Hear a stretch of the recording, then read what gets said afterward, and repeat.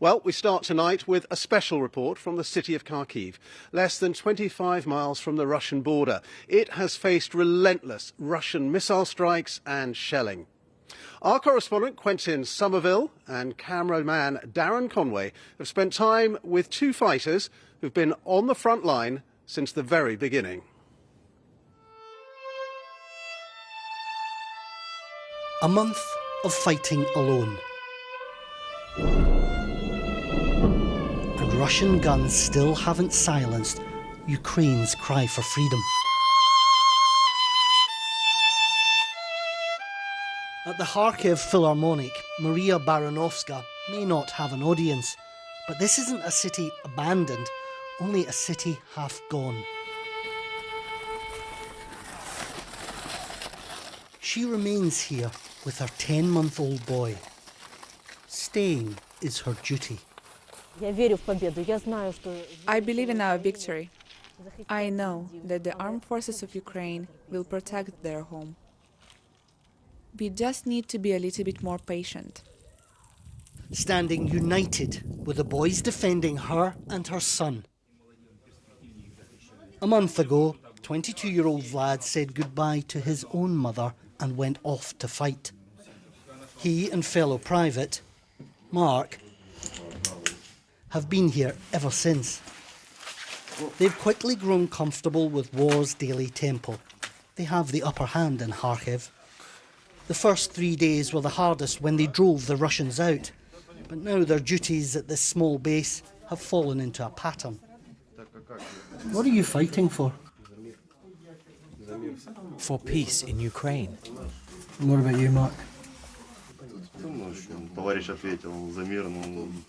Like my comrade just said, for peace in Ukraine. These people came to our land. No one was waiting for them here. No one asked them to come. And when you're speaking to your mother, to your girlfriends, what do you tell them?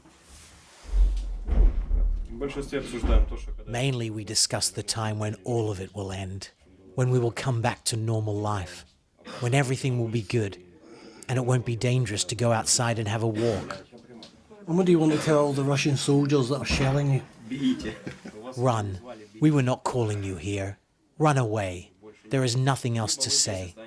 Either you stay here forever, in the ground, or you go back home and stop killing children and destroying homes and families.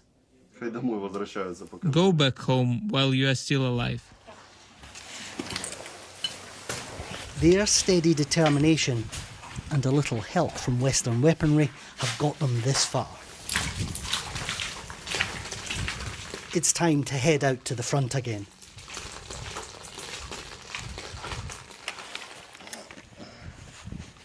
This, they say, is their land.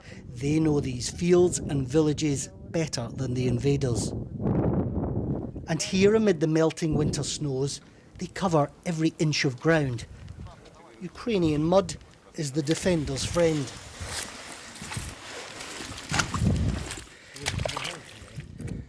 Mark's foxhole has room for one and offers just about enough protection from exploding Russian shells. Suddenly, on the horizon, there is movement. An enemy scouting party is spotted.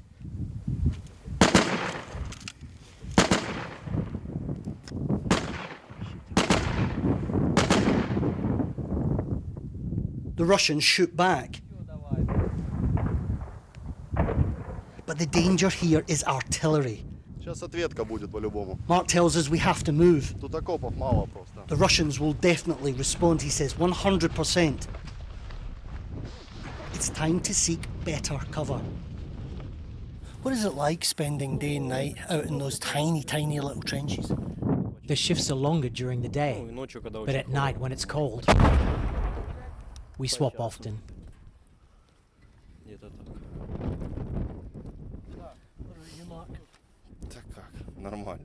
It's okay, you get used to it. Humans can adapt. Humans can adapt to everything. What's going on right now? They are targeting our position. Не торопитесь. Вот, в каску попало. The shells begin to land all around us, only metres away.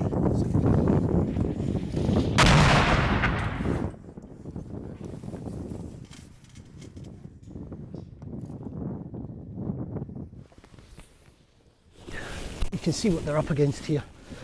This is daily, but the steadfastness of these men has been felt not just in Kharkiv, but around the world. They've had 4 weeks of this, and still they remain. The Russians haven't been able to break their lines, and this invasion might have come as a surprise to the rest of the world, but this is what they've been expecting and training for years. Unable to move, the shelling is relentless. These bombardments are endless. This is Russia's tactic of choice.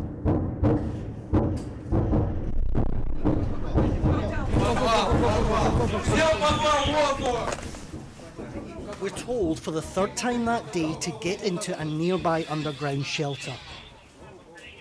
Here, some sanctuary and a brief moment of respite for Vlad and Mark amid this unending chaos. A month into this war, Ukrainian confidence is growing, not weakening. While Russia stumbles, Ukraine stands firm. The Russians are pretty determined to break these lines. Are they going to get past here? Are they going to get past you and these men? Я думаю, нет. I think no. Харьков не сдадим. We will not surrender За Kharkiv. спиной родные. Our loved ones have got our backs. Тут им не пройти. They won't get through here. They both lament the colleagues lost, and another has just been injured. Russia isn't done here yet, but neither are these men, and neither is Ukraine.